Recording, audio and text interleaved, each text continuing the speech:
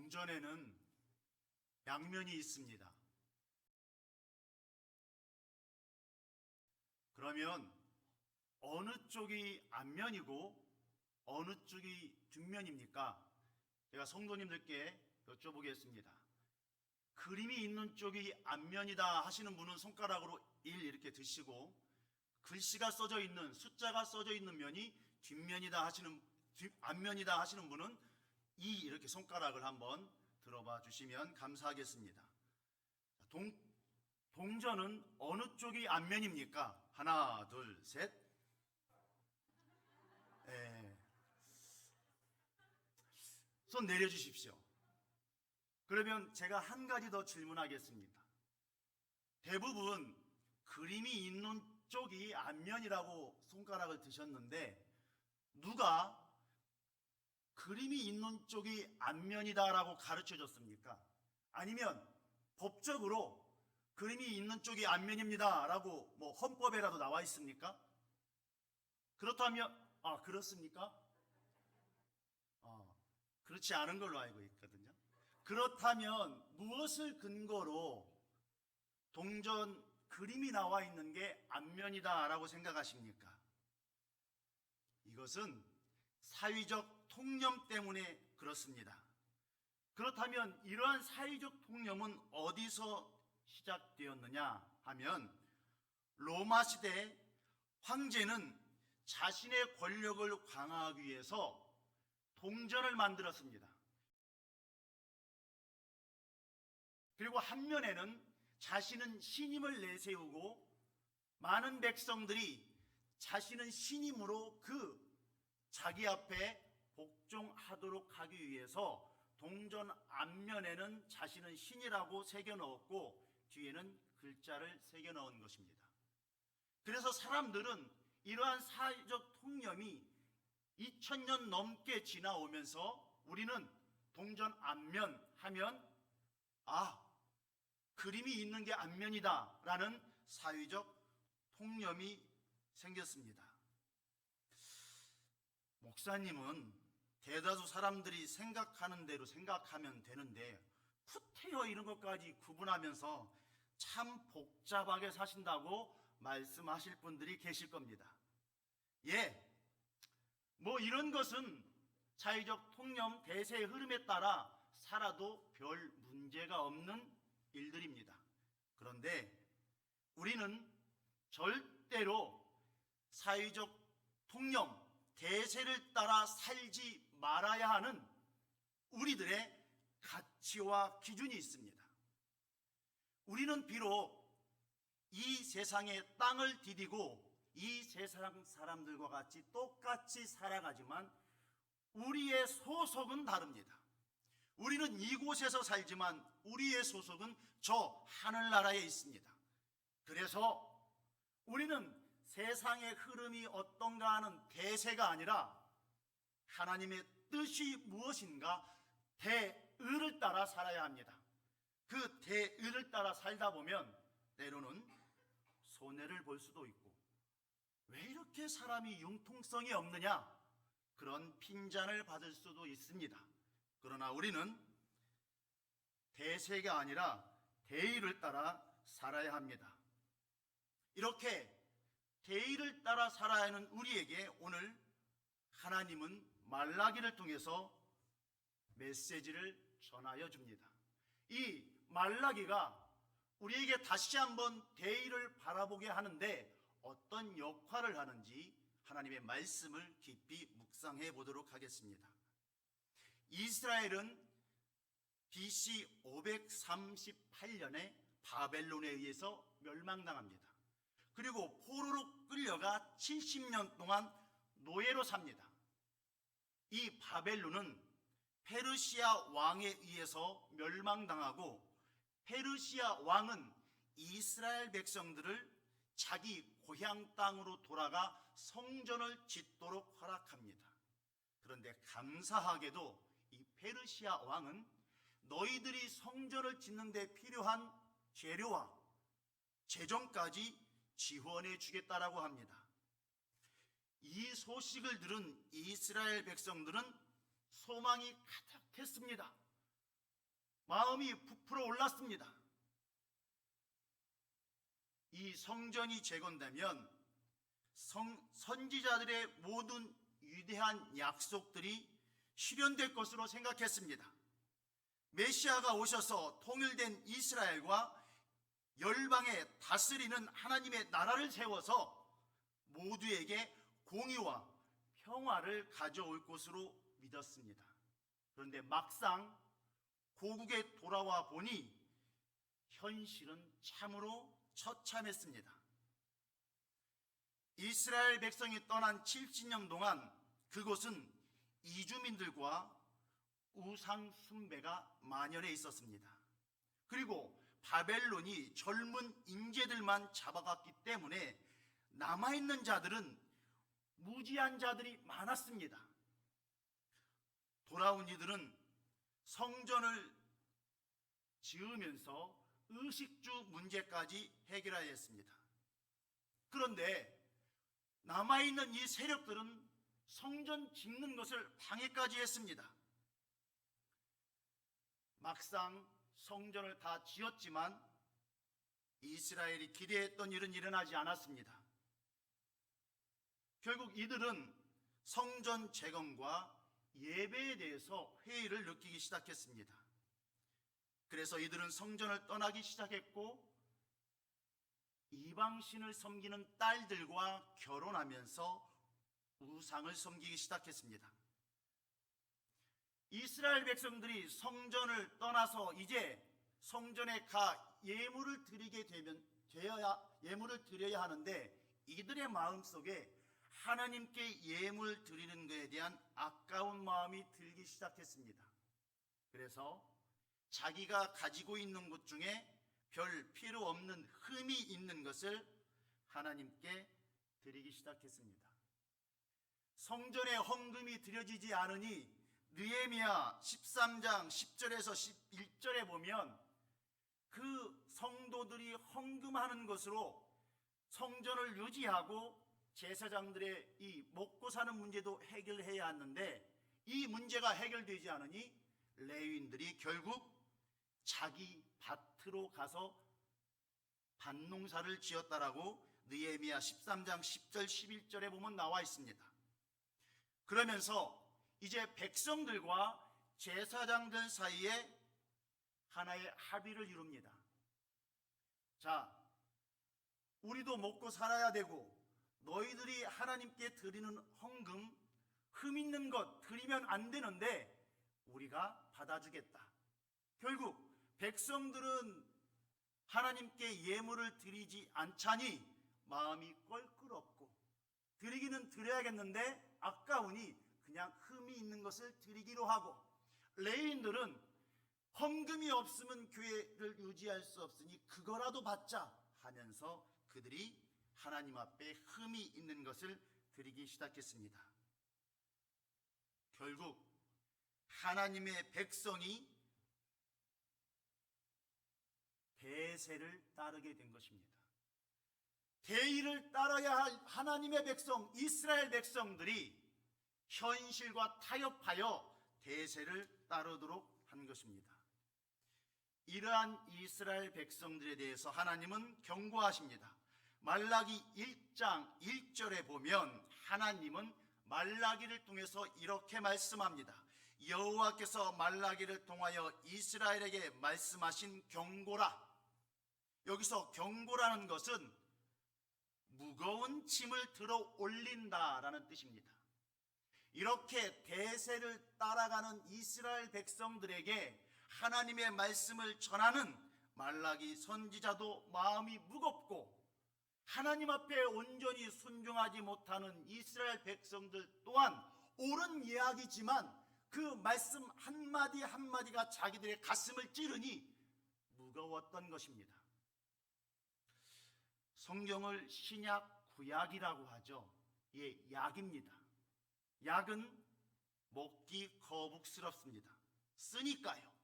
그래도 우리가 아픈 사람이 있다면 낫기 위해서는 불편해도 거북스러워도 먹어야 하는 것이 약입니다. 이와 같이 하나님은 이스라엘 백성들에게 말라기를 통하여 전하는 사람이나 듣는 사람이나 부담스럽지만 하나님의 말씀을 전하고 있는 것입니다. 그런데 이러한 하나님의 말씀에 대해서 이스라엘 백성들의 반응을 한번 보시겠습니다. 말라기 1장 2절에 보면 여호와께서 이르시되 내가 너희를 사랑하였노라 했는데 이스라엘 백성들은 이렇게 말합니다. 주께서 어떻게 우리를 사랑하셨나이까? 말라기 1장 6절에 보면 우리가 어떻게 주의 이름을 멸시하였나이까? 이렇게 말합니다. 말라기 2장 13절에 보면 봉헌물을 돌아보지도 아니하시며 그것을 너희 손에 기꺼이 받지 아니하시거늘 너희는 이르기를 어찌 됨이니까 하는도다. 또 말라기 2장 17절에 보면 우리가 어떻게 여호와를 괴롭혀 드렸나이까? 정의의 하나님이 어디 계십니까? 말라기 3장 7절에 보면 우리가 어떻게 하여야 돌아가리이까? 말라기 3장 8절에 보면 우리가 어떻게 주의 것을 도둑질하였나이까? 라고 말합니다. 그리고 말라기 3장 13절에 우리가 무슨 말로 주를 대적하였나이까? 우리는 이스라엘 백성들이 지금 이 한 하나님에 대한 대적하는 이 말들을 어떻게 듣고 계십니까? 2000년 전 이스라엘 백성들에게만 해당되는 이야기입니까? 아니면 다 좋은 게 좋은 거야 하며 대세를 따라가기를 원하는 이 시대의 우리들의 목소리입니까? 이러한 이스라엘 백성들에 대해서 하나님은 이렇게 말씀합니다. 말라기 1장 10절에 너희가 내 제단 위에 헛되이 불사르지 못하게 하기 위하여 너희 중에 성전 문을 닫을 자가 있었으면 좋겠다.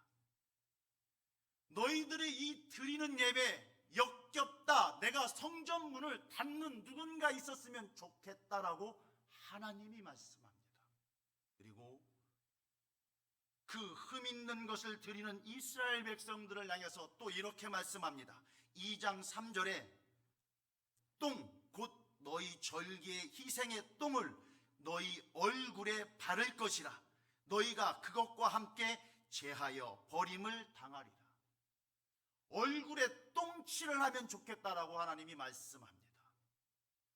도대체 이스라엘 백성들이 하나님의 백성들이 어떻게 되었길래 하나님이 이러한 감히 입 밖으로 내뱉기 위험한 말을 하나님께서 경고로 하고 계실까요? 그러면서 하나님께서는 이스라엘 백성에게 3장 7절에 내게로 돌아오라 라고 말합니다. 여기서 내게로 돌아오라는 것은 삶과 행위, 신앙, 즉 삶이 예배가 되는, 예배가 삶이 되는 그러한 예배로 돌아오라는 것입니다. 형식적인 예배가 아니라 너희들의 삶, 한 호흡 내쉬는 이 호흡 속에 하나님의 영광이 드러나는 예배가 있어야 한다고 말합니다. 예배의 본질은 하나님과 만남이며 하나님께 드림입니다. 하나님이 원하는 것은 그 수많은 재물이 아니라 그들의 마음이었습니다. 말라기는 대세를 따름으로 예배가 사라지고 사람과 하나님의 관계가 어긋난 것을 11조라는 주제로 말씀을 하시기 시작합니다. 말라기 3장 8절에 사람이 어찌 하나님의 것을 도둑질하겠느냐. 그러나 너희는 나의 것을 도둑질하고도 말하기를 우리가 어떻게 주의 것을 도둑질하였나이까 하는도다. 이는 곧 11조라. 9절에 너희 곧 온 나라가 나의 것을 도둑질하였으므로 너희가 저주를 받았느니라. 이 말씀은 단순히 10의 1을 떼어서 너희가 드리지 않았다는 이야기가 아니라 너희의 예배가 지금 무너져 있다.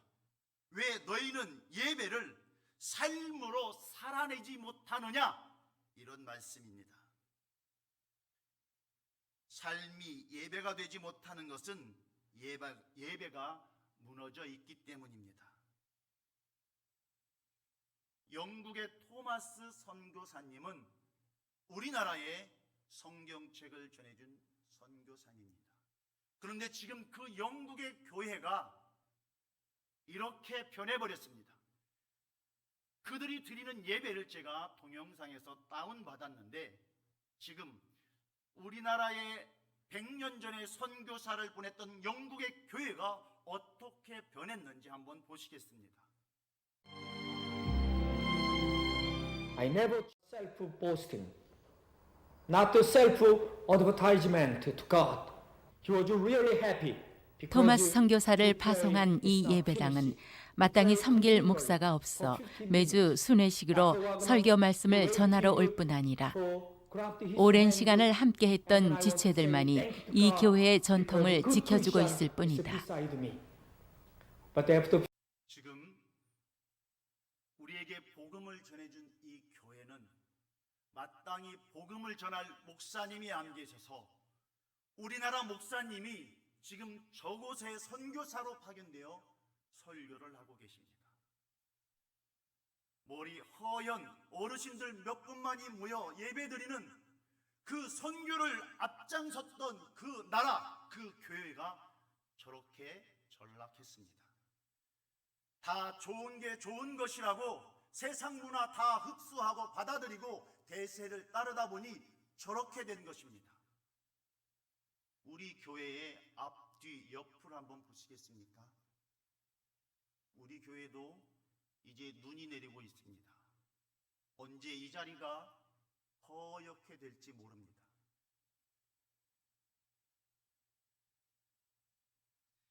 (11주의) 기원은 창세기 14장 17절 20절에 나와 있습니다. 아브라함이 자기 조카를 구해 왔을 때 멜기세덱에게 11조를 드림으로 11조가 시작되었습니다. 멜기세덱은 아브라함에게 축복하여 이르되 천지의 주제시오 지극히 높으신 하나님이여 아브라함에게 복을 주소서라고 합니다. 아브라함 너의 모든 것은 하나님이 주신 복이다 라고 멜기세덱은 말합니다. 그런데 소돔왕은 이렇게 말합니다. 네가 수고해서 네가 얻은 것이니 다 네가 가져라 라고 말합니다. 우리는 이 멜기세덱을 통해서 11조의 정신을 알 수 있습니다. 첫째는 감사입니다. 모든 것이 주께로부터 왔으니 주의 것입니다 라는 신앙의 고백이 11조입니다. 그리고 나머지 9도 하나님의 것이니 하나님의 영광을 위해 쓰겠습니다. 이것이 11조의 정신입니다. 히브리서에서는 멜기세덱을 이렇게 말씀합니다. 지극히 높으신 하나님의 제사장, 의의 왕이요 평강의 왕이요 하나님의 아들과 닮아서 항상 제사장으로 있느니라. 멜기세덱은 하나님과의 관계 회복을 위해 제사장으로 오신 왕으로 오신 예수 그리스도를 예표합니다. 아브라함은 즉 예수 그리스도에게 11조를 통해서 자기의 전부를 드렸습니다. 하나님은 우리를 위해 하나님 자신의 전부를 드렸습니다. 그 전부가 예수 그리스도입니다. 그래서 하나님은 십자가를 통해 그 11조를 우리에게 주신 것입니다.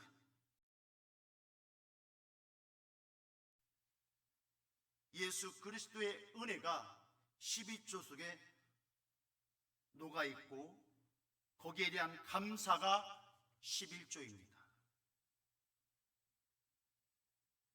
하나님은 대세를 따름으로 예배가 사라진 이스라엘 백성에게 11조 이야기를 통해 예배 회복을 말씀하시고 정결케 하는 여호와의 날을 말씀합니다. 여호와의 날이 악한 자에게는 어떤 날입니까? 말라기 4장 1절에 이렇게 말씀합니다. 만군의 여호와가 이르노라. 보라, 용광로 불같은 날이 이르리니 교만한 자와 악을 행하는 자는 다 지푸라기 같을 것이라. 그 이르는 날이 그들을 살라 그 뿌리와 가지를 남기지 아니할 것이로되.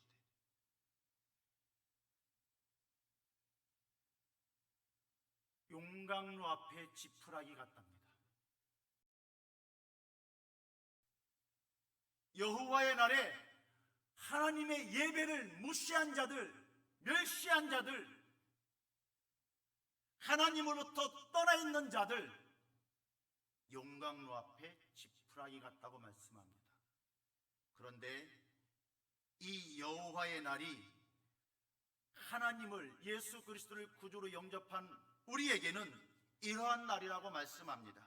말라기 4장 2절에 내 이름을 경외하는 너희에게는 공의로운 해가 떠올라서 치료하는 광선을 비추리니 너희가 나가서 외양간에서 나온 송아지같이 뛰리라. 치료하는 광선과 같다고 말씀합니다. 여기서 치료하는은 고칠 수 없는 벽, 즉 죽음이라는 이 병을 고치겠다는 말입니다. 여기서 죽음은 단순히 우리 육신의 죽음만을 말하는 것이 아니라 하나님과 끊어진 단절된 죽음을 말합니다. 그 죽음을 치료하겠다고 말합니다. 그러면서 여기서 광선을 말씀하는데, 성도님들이 갖고 계신 성경의 제일 밑에 보면 일하고 뭐라고 써 있습니다. 일이 아니라 이입니다. 날개라고 합니다.